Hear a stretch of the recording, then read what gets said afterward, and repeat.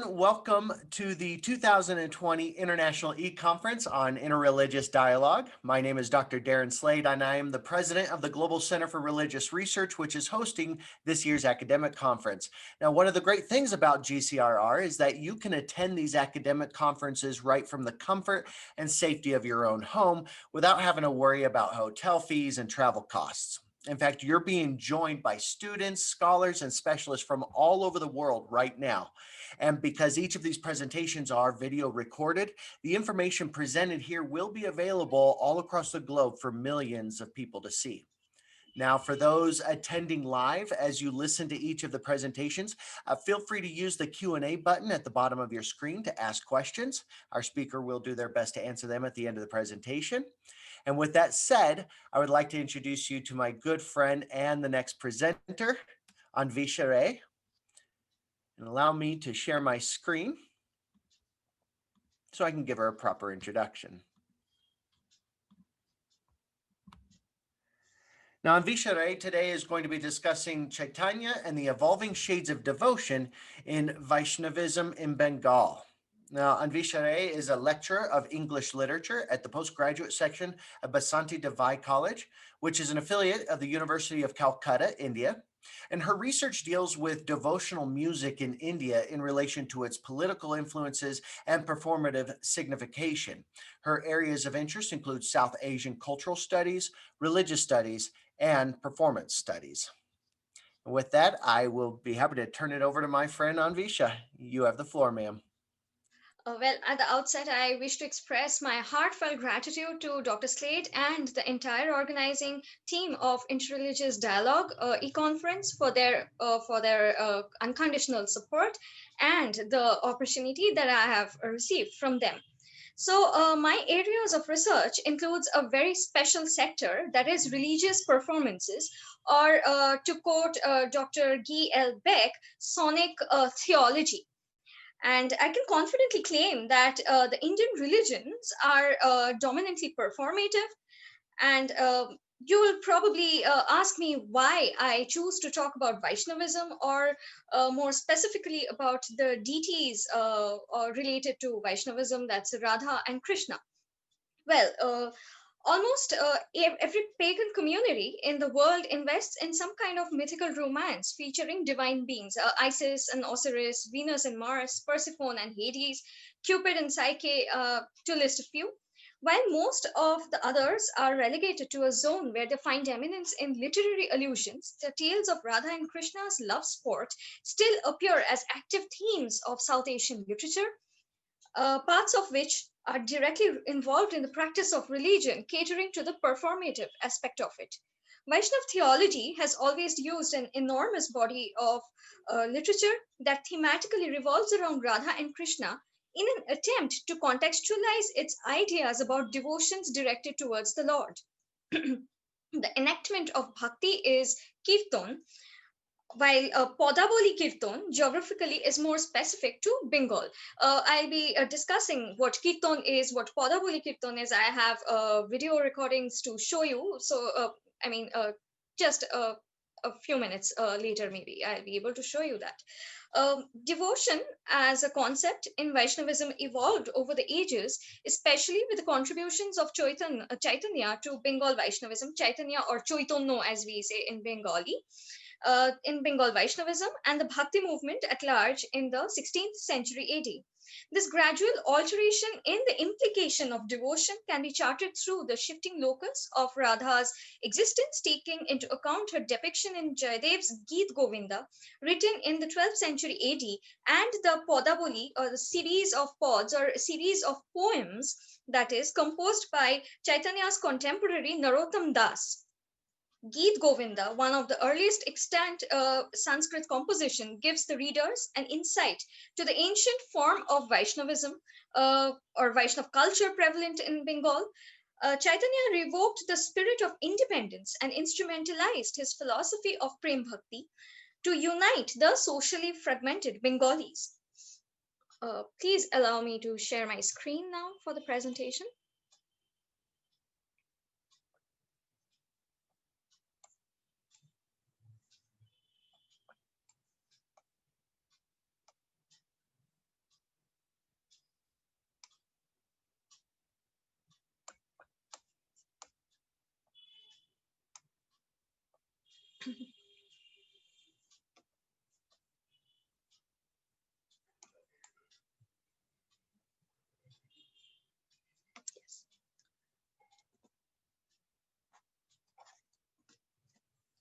Music has always had liturgical associations. Derived from the root krit, kirtan denotes songs sung in praise of the Supreme Lord and his deeds of valor. The tradition of singing in praise of God and goddesses is ancient in India. However, kirtan got its specific ecclesiastical purpose with the advent of the Bhakti movement in the country. Each of the Bhakti sects, Shaivism, Vaishnavism, Sikhism, appropriated the form of the Kirtan in accordance to their ideologies. Kirtan has its roots in the Vedic mantras, whose rudiment is the Shabdo Brahman, or the sound absolute, and functions as the enactment of devotion. The ancient Sanskrit text Radha Tantram, now Tantram, as the name suggests, is based on the Tantric philosophy. I'll be explaining Tantric philosophy in the upcoming slides. So Radha Tantram elucidates the enchanting fable of Radha's origin and birth and the much coveted Radha Krishna love story. It associates Krishna to Shabda Brahman, or the sound absolute, and Radha to the manifestation of Prakriti, or nature, who is the primary driving force of Krishna. In the state of intangibility, Krishna is the formless Brahman. When he dons a bodily formation, he is the Shabda Brahman, or the Param Brahman, and Prakriti is incorporated within itself. GEET Govinda, written in direct tandem to Radha Tantram, is Radha Tantram also refers to Radha as the manifestation of nature. Geet Govinda and the other kirtan composed in the pre-Chaitanya era exemplify a human form of erotic love between the divine protagonists. Krishna and Radha where adore, longing, disappointment, pathos, and even lust in varying degrees is evident. Here one finds devotion in the form of a mutual surrender to achieve the ultimate metaphysical union, and it vouches for a psychosomatic experience. Jayadev describes Radha embracing Krishna blinded in love, and I quote the lines that are self-translated. Thrilled by the celebration of Ras Leela and blinded in her love for Krishna, Radha embraces him in front of the beautiful cowherd maidens. She tells him, "How beautiful is your face," and smeared with nectar, and kisses him passionately. Radha mourns her desertion from Krishna and also expresses her envy for the other cowherd maidens who partakes in his leelas. Feeling ignored and left out, she despairs. Perceiving Krishna celebrate with the other cowherd maidens, Sri Radha fears the loss of her eminence in Krishna's heart. She sits under a bush, and while the bees buzz on, she complains to her friend sadly. She tells her that she has been deserted by Krishna for the other maidens, yet she cannot forget him. Radha even accuses Krishna of being an infidel to her. Shri Krishna, your heart is as impure as your body. Otherwise, why would you cheat upon your lovesick devotee? So this is what Radha is telling Krishna, as has been portrayed in Geet Govinda. And a devotee here, devotee, it's a definition for a dedicated lover. Both Geet Govinda and Radha Tantram have torrid illustrations of eroticism in their evocation of the relationship between Radha and Krishna. In Radha Tantram, Krishna in fact says, "I do not accept any other grant except lovemaking." So there's this, episode where after tiff, Radha is trying to appease and please Krishna, and Krishna very playfully, and he is the seductive lover. So he says that I do not accept any other grant except lovemaking. In fact, Jayadev renames Ras Utsav as Kam Utsav, hinting at the eminence of the organic and the orgasmic aspects of this amour relation.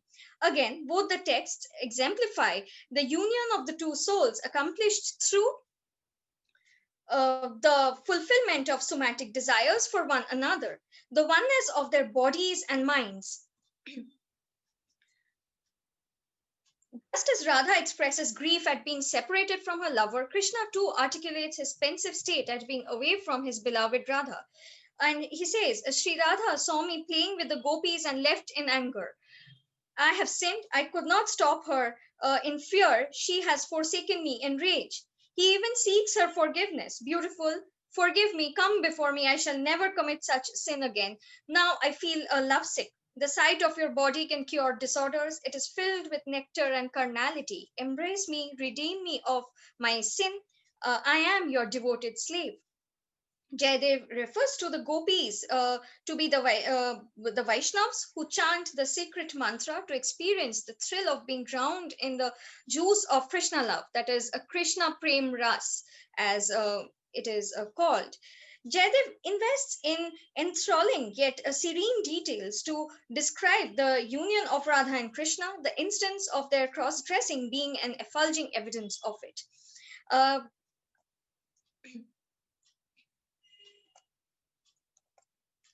the second photograph, it is actually a painting, and it shows the cross-dressing sequence actually. And Jaydev writes that at dawn, Radha's friends see Krishna dressed in a blue sari and Radha wearing his olive green attire. They begin laughing and teasing them while Radha feels embarrassed. So both the lovers identify themselves with one another, and such intimate is their bond. Early Vaishnavas believed that Radha, as the uh, as the manifestation of Shakti, and shares the same theological status as that of Krishna.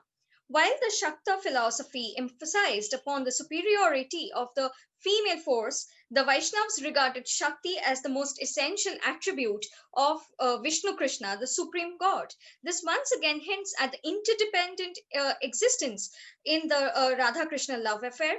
Uh, the interdependence existent in the Radha Krishna love affair that treats passion and devotion as its two essential and irrepressible attributes in a conjugal relationship.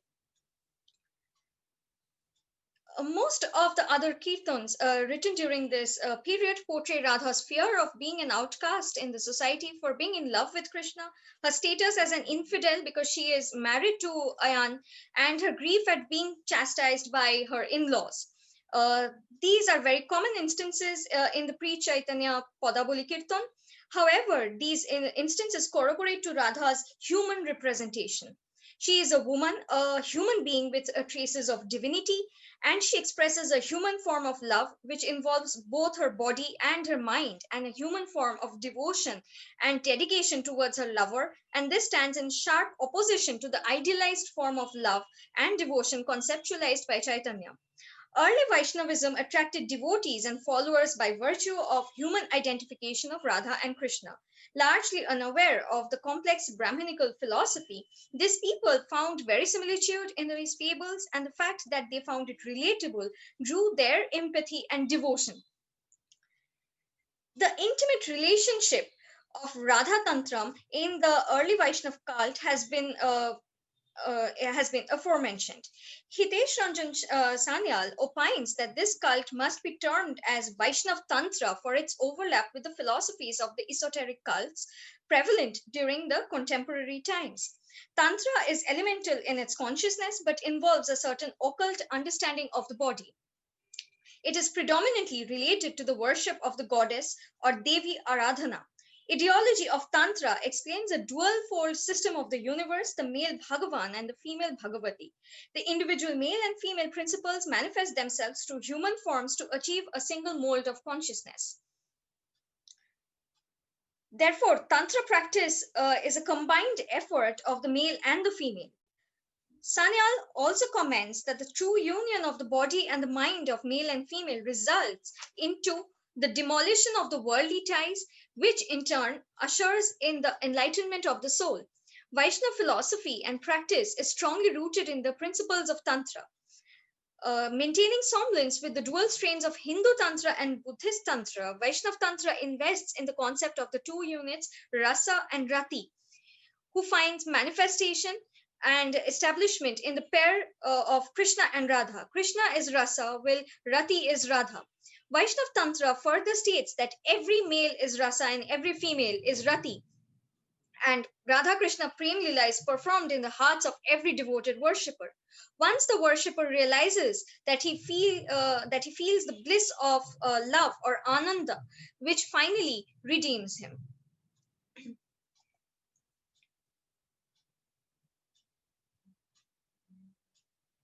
The practitioners of this sect reworked upon the existing theory and portrayed Krishna as the Lord without whose blessing one cannot understand or experience love. This in turn deified the human representatives and gradually idealized the human form of love that Radha and Krishna shared, making it a divine prerogative which humans might feel in the subconscious and worship, but not experience actively or relate to. Led by Advaita Acharya, the 15th century Vaishnav cult was a resistance against the proselytization moves of the Turkish rulers in Bengal. Ramakanta Chakraborty writes there were some men in Navadip who considered the old concept of bhakti as a panacea for the current ills and evils. While Chaitanya appeared in the bhakti scene, he had two predominant purposes to revitalize the Vaishnav ideology. He ordered his followers to launch a protesting movement against the continued efforts of religious conversion conducted by Hussein Shah in Bengal, and also to safeguard the rights of the lower caste Hindus who were marginalized by the dominant orthodox Brahminical order that existed in the contemporary society. He received unconditional support from his mentor Ishwarpuri and Advaita Acharya. Born in the year 1468 AD in Navadip, Chaitanya was the most prominent figure of the Bhakti cult and the performance of Kirtan. His burgeoning popularity in Navadip could be attributed to his policy of no caste or gender based discrimination within the society, and he was inspired by the Shohojiya Vaishnavism, or the kind of Vaishnavism practiced by the esoteric sect in the formulation of his principle. Chaitanya and his followers started moving around the town performing kirtans. This phenomenon is termed as a Nagar Kirtan, and it proved to be a potential threat to the Turkish tyrannical reign in Bengal. The Nagar Kirtan procession often turned into a violent activism. Hitesh Ranjan Sanyal refers to Chaitanya Bhagavat to give an idea of the violence that the performers of Nagar Kirtan unleashed upon the rulers. However, Chaitanya was never directly involved in active violence and convinced his followers to renounce it. So there is a video of Nagar Kirtan here.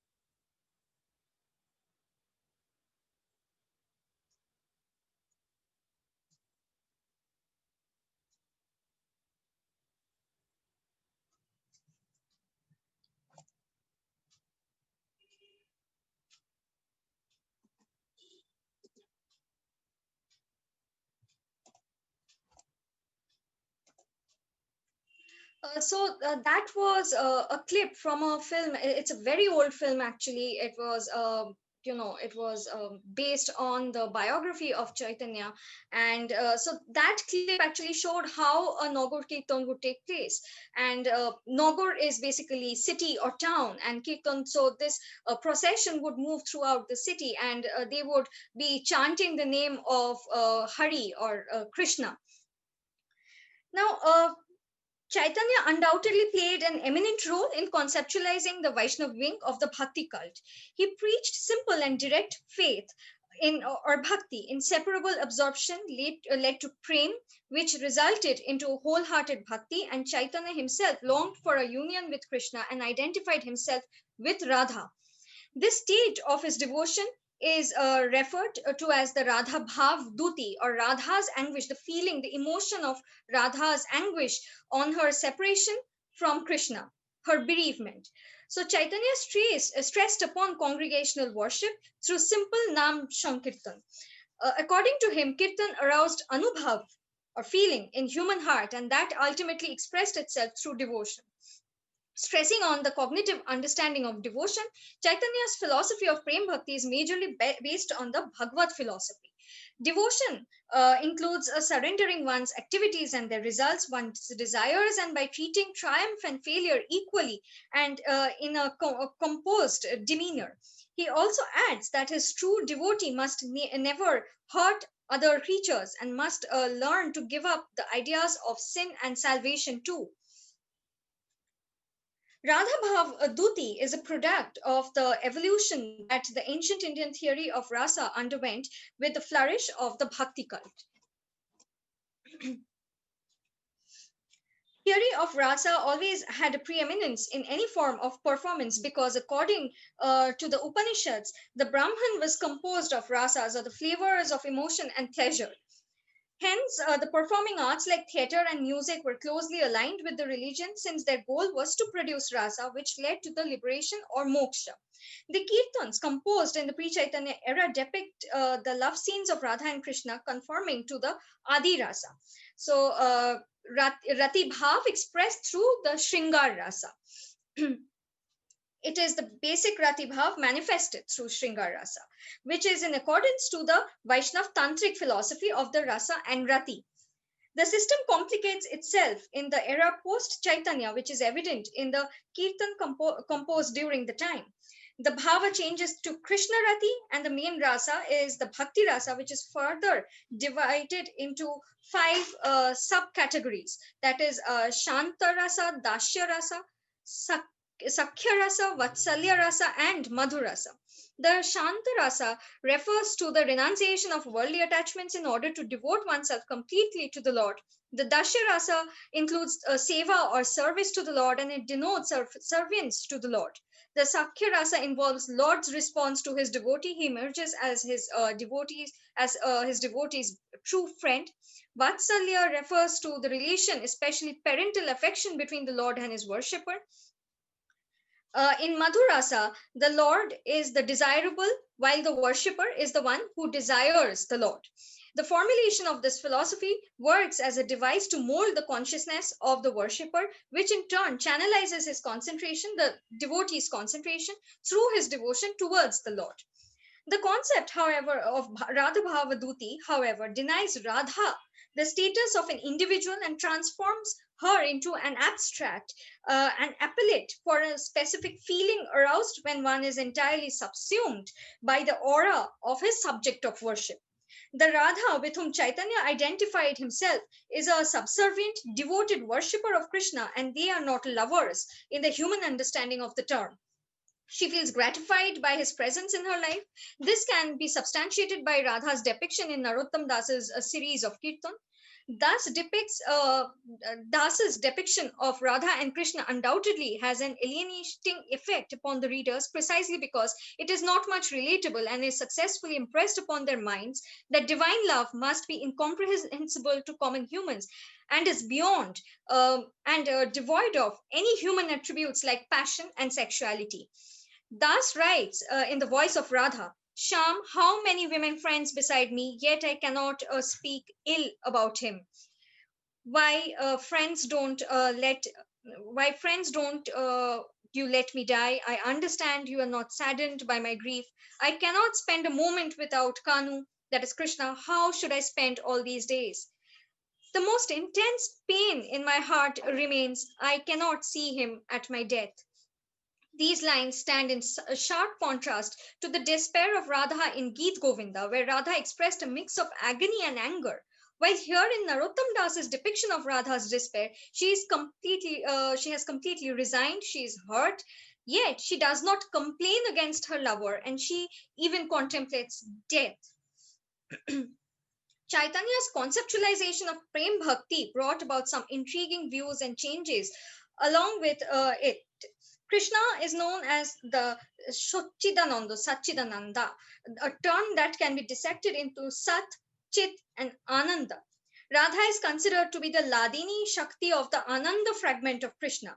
She, as a part of the entirety, symbolizes bliss or Ananda, that is, happiness. Therefore, Radha is one significant block out of many that builds up the figure of the Supreme Lord, the signifier of the macrocosm. The Vaishnava practitioners during this time undoubtedly felt discomfort in Krishna's projection as a seductive lover and Radha venting out her carnal passions as his beloved, as it was portrayed in GEET Govinda. The dichotomy in Krishna's character is explained through the Bhagavad concept of Vishwarup. In the Bhagavad Gita, the Vishwarup Yoga precedes the Bhakti Yoga. Krishna being the Purna avatar of Vishnu, he is the all-encompassing Lord who has each and every aspect of the universe inherent within himself. The Vishwarup Yoga explores this concept through Krishna's revelation to himself to Arjun in the Kurukshetra battlefield. This has reference to Mahabharata. And Radha too is redeemed of her status of an infidel as she harbors in her heart the pure love which a true devotee has for her deity. Thus, a prominent rift is created between the devotion and passion and their existence in relationships. It is made clear from these ideologies that these two are antagonistic experiences and dwell in separate kind of relationships. They cannot be concocted into one. There came about a philosophical division in the cult organized by the direct followers of Chaitanya after he left for Orissa to embrace the life of an ascetic. These two strains of Vaishnavism were the Vrindavan circle and the Navadip circle, and they developed some unique characteristics that differentiated one from the other. The Vrindavan circle or Brajamandala was better known as the Gauriya Vaishnava Sampradaya, headed by the six Goswamis selected by Chaitanya himself. This circle believed that Krishna is the upaya, that is aim, and he can be reached through the upay or path, who is Chaitanya himself.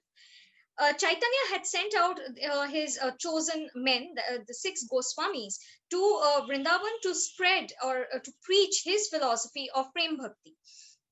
The Brajamandala referred to two kinds of songs as a part of worship, Kirtan and Raganuga as a part of the ritualistic performance. Kirtan was designated for the householders who practiced Vaishnavism and was a part of the Vaidhi Bhakti. Raganuga, which was related to the complex theory of the rasa system, was for those who took holy orders and accepted sainthood. Hari Bhakti Vilasa, the rule book that introduced caste-based social hierarchy and the concept of Diksha, was also an important feature of this strain. Now, this compromised with the democratic, aspect of Chaitanya's movement, the ideology with which Chaitanya had begun. So it compromises with the idea, the democratic feel of the sect. Most importantly, Vaishnavism lost its democratic flavor in the Brajamandala interpretation of it. The Navadip circle or Gaura Mandala was more of a regional phenomena that believed in Gaura Paramyavad. They associated Chaitanya directly with Vishnu, the supreme being, and deviated from mainstream Krishna worship. Hagiography in nature, Gaura Paramyavad denoted the worship of Chaitanya as the Lord, the human embodiment of the supreme cosmic force. Idols of Chaitanya were installed by the Gauramandala. Raganugas held similar importance to them too. However, no hierarchical system existed in this stream. The hagiographic notions that developed in the Gauramandala rendered the Vaishnava concept of devotion a new dimension. His social contribution, his feisty involvement in organizing a social religious movement, and his all inclusive democratic views, which made him accept the marginalized people of the caste ridden society, the poor, uneducated, menial laborers, and the women, contributed to the building up of Chaitanya's heroic image. Mesmerized by his abilities and the simple concepts of religious faith, which he propounded, people began worshipping him. Chaitanya's aura gained prominence over religious philosophies. So the Brajamandala kept on worshipping Krishna and Radha, while the Gauramandala started worshipping Chaitanya as their lord. It is indeed quite surprising to note that Chaitanya was the first to carve out his own idol. Hitesh Ranjan Sanyal notes that after spending a few days at Gauridas's place, Chaitanya carved out an image of himself and Nityananda on a block of neem wood and gave it to him as a parting memento. Chaitanya's wife, Vishnupriya, had initiated the worship of Chaitanya idols. Chaitanya hailed himself as the divine manifestation, and his followers, convinced of his divine attribute, accepted him as their leader. He divided his followers into smaller units, entrusting each group with a specific role in the performance of Kirtan. They were known as the Sampradaya, and Chaitanya incepted the formation of sects though he was quite indifferent towards the formation of a well-defined, law-abiding organization.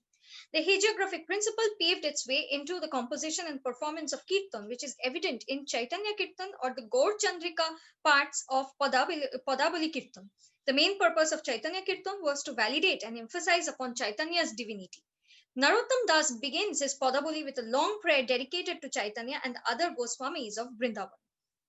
It was due to the efforts of Narottam Das that the two distinctly separate strains of Vaishnavism and the Shahojiya Vaishnavas merged to some extent once again. At the Kheturi Mahotsav, Das introduced the style of Leela Kirtan. Leela Kirtan begins with a Gaur Chandrika and narrates the childhood and the plays of Krishna in Vrindavan. It was at this time that Narottam Das installed and ordained 6 idols, 5 of Radha Krishna and 1 of Chaitanya and Vishnupriya.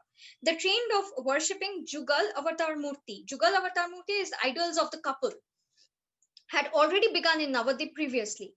On a critical scrutiny, it stands that there was a strong effort to equate Radha Krishna to Vishnupriya and Chaitanya and to parallelize significance. It was not unknown that the later Vaishnavas were always perturbed by the fact that Radha and Krishna were lovers and not a married couple. This was an attempt to confine them in the institution of marriage, making the entire tale more comfortable and acceptable to the contemporary society. Narottam Das's primary objective was to attract more people towards Vaishnava faith, and he facilitated his motive by placing Radha Krishna and Vishnupriya Chaitanya on the same platform.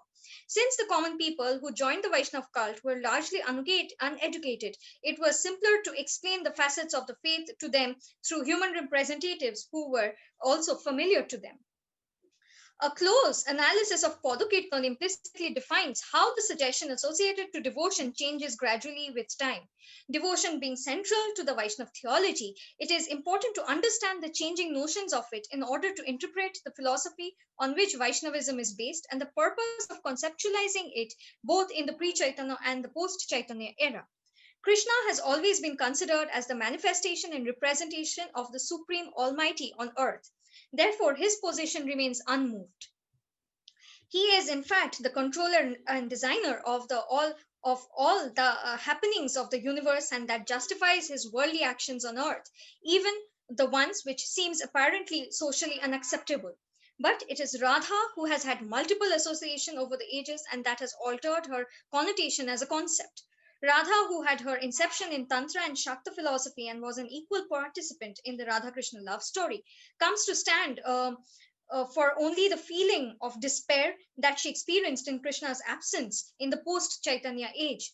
Her other feelings and emotions, which rendered her a human identity under the overarching canon of divinity, are also neglected and negated. There is a sense of minimalism in such representation, and it is obviously in conformation to the socio-political and cultural facets of the contemporary society. What remains an eternal truth is that the tales of and lores of Radha and Krishna has always been interesting irrespective of time, while the theme has been explored and exploited for religious necessities and literary pursuits. Vaishnavism as a religious faith still exists all over the country and the world and has even attracted millions of followers abroad. Not only in Padakirtan, Radha Krishna and their love has appeared as the subject of literary works and musical compositions ever since. Dhamail songs, Bhanu Singh Thakurer Podaboli, and even a plenitude of popular songs of various flavors are testaments to this view. I was talking about the all-encompassing Lord, the Brahman, the Supreme Almighty. So this is a representation of that, the Vishwaroop, and this is a painting that portrays the Vishwaroop. And with this, I end my presentation.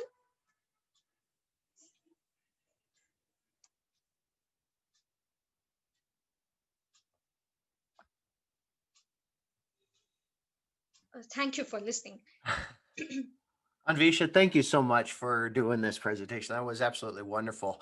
What I love about this is, this is going to sound so corny, but we think about academics being really uptight or prudes, but here we are. We get to talk about some of the greatest stuff, and you bringing in things like tantric sex and its implications for religious movements throughout time is just phenomenal. But I am curious, when you were talking about tantric sex earlier, Yeah. you talked about it as an esoteric cult. Yes. Would you mind elaborating on that for me a little bit?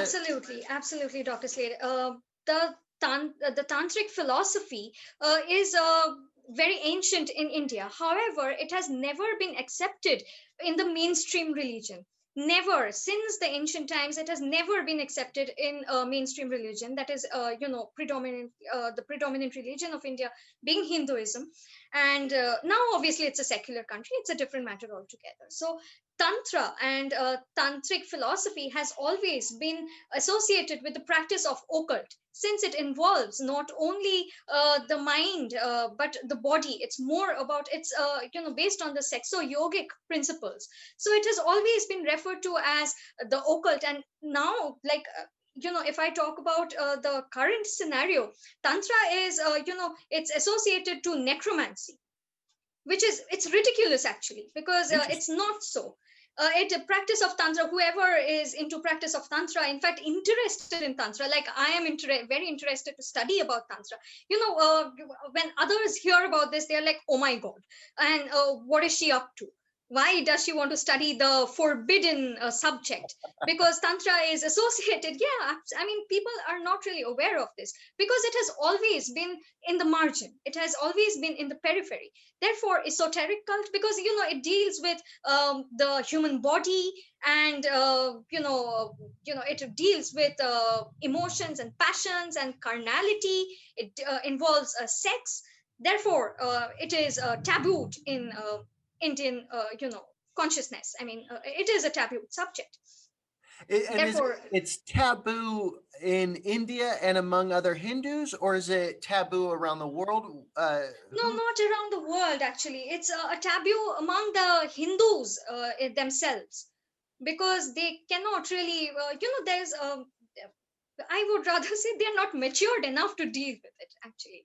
And they would, that is exactly what I was, talking about, that people were so uncomfortable with Radha and Krishna being represented as lovers who were never married.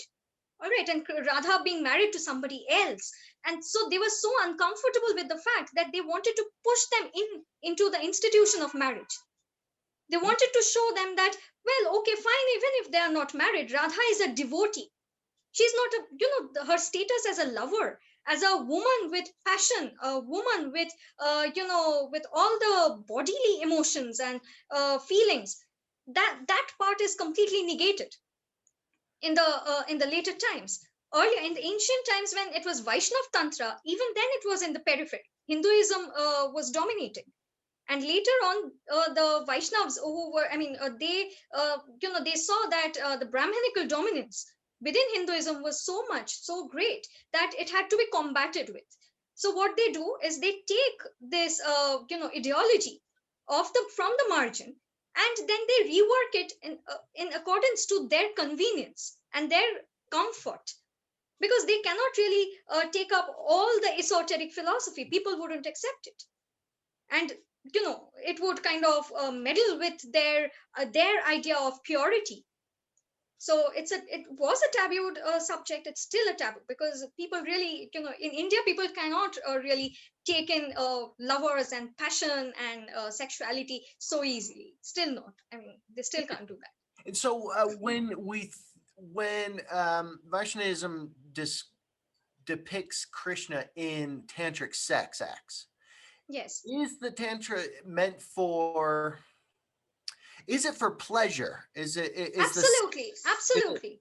It's absolutely for pleasure, because a relationship, a love relationship, it's all about pleasure. Like if it's not, if pleasure is absent, then what remains there? So the lovers might, and it also tantric philosophy. It believes that the union of the male and the female entities, the universe itself has the male element and the female element, the purush, the prakriti, and the union of the purush and prakriti, or the male and the female entities, it gives into a single mold of consciousness, and that breaks all the worldly ties and finally ushers in enlightenment. So it is the union of the male and the female that brings about enlightenment. So that is how progressive and how matured the tantra ideology is. Sadly, uh, the mass cannot take it. They cannot really accept such free handling of such a ideology. So it's both for sexual pleasure, physical gratification, but Yes, also has a religious element where it is absolutely. a Yes, path to maybe encountering the divine, if you will. Is that yes, yes. correct? I think it's Absolutely. interesting They because are divine. They are divine, entities. Radha and Krishna, they are divine entities, but then they are lovers. So they do mm, indulge in physical gratification and consummation of the relationship. And it is, according to the Tantra philosophy, it is through unless your body is satisfied, that's what the Tantra ideology believes in. Unless the body is satisfied, you the mind won't be satisfied. interesting. Okay, And, I think one of the what we suffer from here in the West is we we suffer from the consequences of Platonism, right? Greek philosophy and Platonism, which yes. distinguished spiritual virtues with carnal physical pleasures. Mhm. And we still have this very much in the lifeblood of our culture in the West, this Yes. idea that if it is a physical carnal pleasure, then it is not of the divine, and therefore it is sinful or it is taboo, it's wrong. So I can Yes. see where this gets messed up here in the West. I'm actually just really shocked to hear that it can be a taboo subject in the East as well. One of our attendees, Valerio Mocconi, he says that this is very much like John of the Cross back when he wrote that sexual pleasure during praying was a way Hmm. in which the body can take part of a spiritual relationship with the divine. And I think that there is some of this in church history, more of the Yes. mystical elements, right? But it's Exactly. definitely not the primary thing. I think, especially in things like Christianity, Islam, and Hmm. even ancient Judaism, that sexual pleasure was very much a sign of your fallenness, a sign of your Yes. distance from God. I want to turn. Um, I want to. Well, actually, while we're on this, Maria asks them about lovers of the same sex. Does Vaishnavism have any position on same sex lovemaking, same sex attraction, anything like that? And can they Not experience really. the same divine elevation during sex acts? Not really. Not directly as such. Same-sex relationships do not feature in Vaishnavism. However, Chaitanya being a man, identifying himself as Radha, that is a very interesting fact over there. So there are, research scholars and there are critics who have been studying that. I mean, why would Chaitanya associate himself to a woman, or that point where Krishna is the only male while the rest of the world is female. So the rest of the world, the entire world being considered to be female. So these are a few strains of a few strains that deviate from heteronormativity. However, direct references to same-sex love or same-sex, you know, I mean, communication relationships is not hinted at directly in Vaishnavism. Well, today, does it take a position on it? Does it say same-sex marriage should be forbidden or anything like that? Or is it not even brought up? It's not even brought up. At least I'm not aware of it. It has not really been brought up. However, Interesting. Indian philosophy, there are instances, of same-sex relationships in the Mahabharata, in many of the other texts as such. So there's this wonderful book by Ruth Vanita. It's called Same-Sex Love in India. It deals with this. So it's once again, you know not brought up directly in Vaishnavism as such, but instances of same-sex love, same-sex relationships are there in Indian philosophy. I won't really mark out Hindu philosophy because there are a lot of religions in India.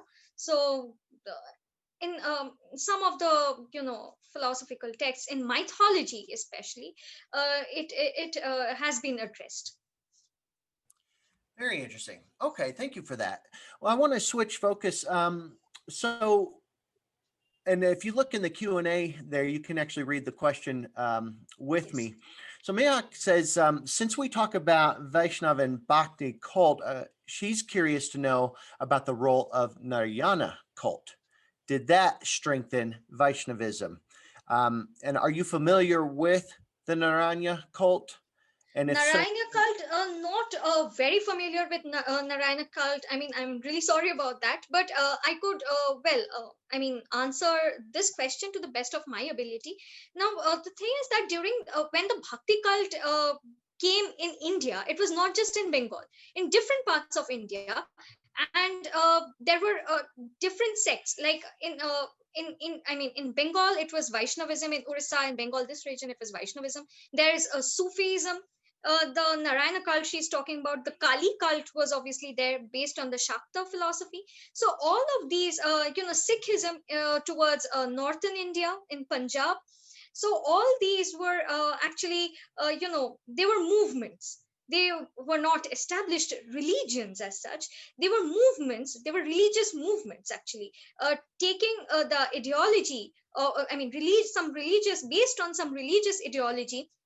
They tried, these movements tried to protest against marginalization of the lower castes, or maybe the brahminical dominance that has always been there in mainstream religion, or maybe the the efforts of the rulers who were there at that time, because it was ruled by the Mughal Empire was ruling during this 15th 16th century. So it has always been related to some kind of protest. So the Narayana cult, I'm answering from the very brief idea that I have. I wish I could probably say more on this, but I'm not very acquainted with it.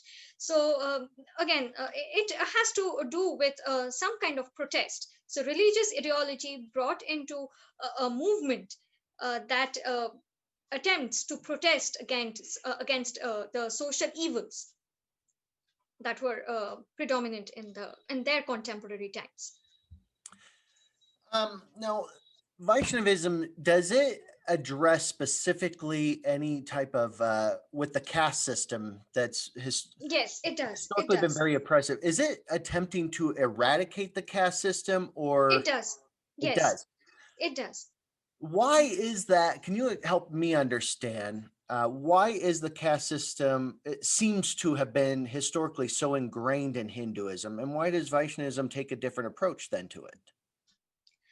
Vaishnavism takes a different approach to a marginalization of the lower castes because, well, hierarchy, the caste hierarchy, the Savarna and the Varna system was already there since the later Vedic ages. So that's ancient times, because the priestly caste, the the priestly clan, they claimed to have more knowledge, more philosophical knowledge, and therefore they started dominating. So there goes back.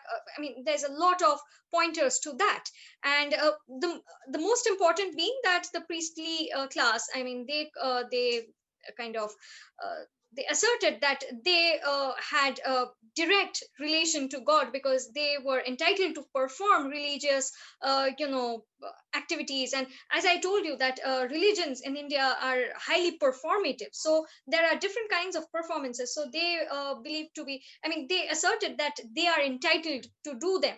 I mean, perform them, while the others must depend on the priests, the Brahmins. And that, however, brought in the caste hierarchy. So obviously after the Brahmins, it was the more powerful ones. I mean, the warrior class, then the ones who were into some sort of business, so the Vaishyas, and finally the Shudras. They occupied the lowest rung of the society. Now the Shudras were the ones who were the menial workers, the untouchables. So there was this entire clan of untouchable people. Now, this remained in the society.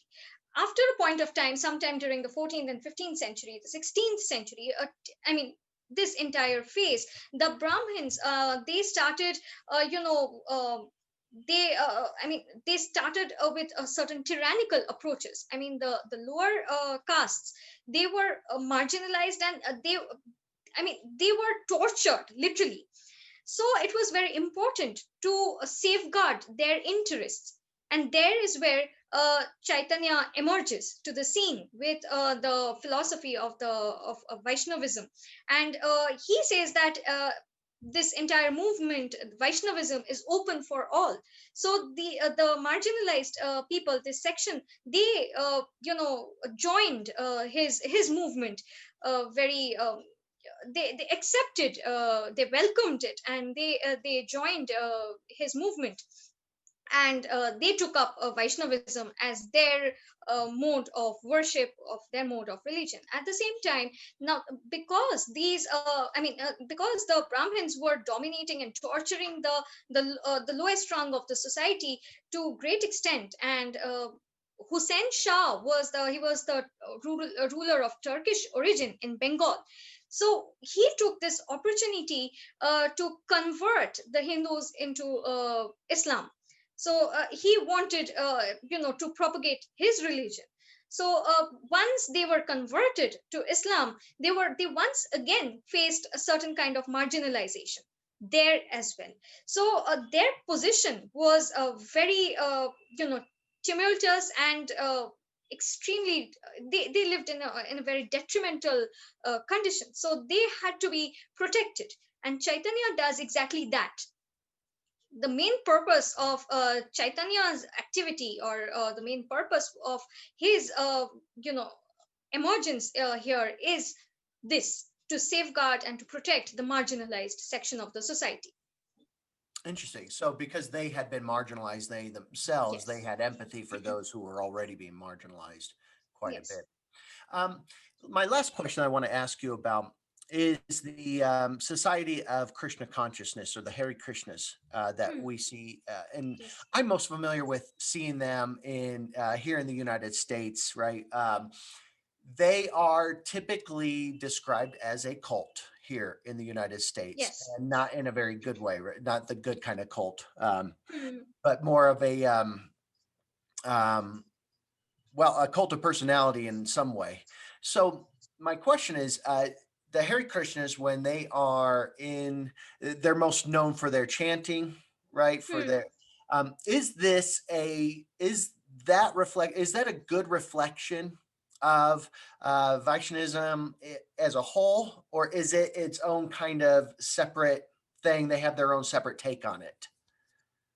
They actually do have a very separate take on this, because the Hare Krishnas, the kind of Vaishnavism that they practice, well, the basics of it, of their, the basics of it does go back to Chaitanya's conceptualization of bhakti or devotion. However, today the ISKCON, the cult, uh, I mean, it's a kind of it's very different from what it was in the 15th century. So I mean, it's not a very looking at them, it's difficult to get a very clear or a very a very good idea of what it was like in the 15th century. Interesting. Would they be accepted among, um, I don't know how to say this, Vaishnu Hindus, or Yeah, Vaishnavist yes, Hindus? yes, yes, yes, They yes, would be because accepted. They're not yes, seen yes. as an aberration that, okay. Well, thank you so much for this. I don't see any other questions. This was absolutely enlightening. I very much enjoyed this so much. So thank you for everybody who attended live and everybody who is watching us around the world. So with that, I want to say thank you to everybody who's come out and supported us for this conference. We have 2 more days of tons of presentations going on. And with that said, I will turn it over to you, Anwesha, to have the last word.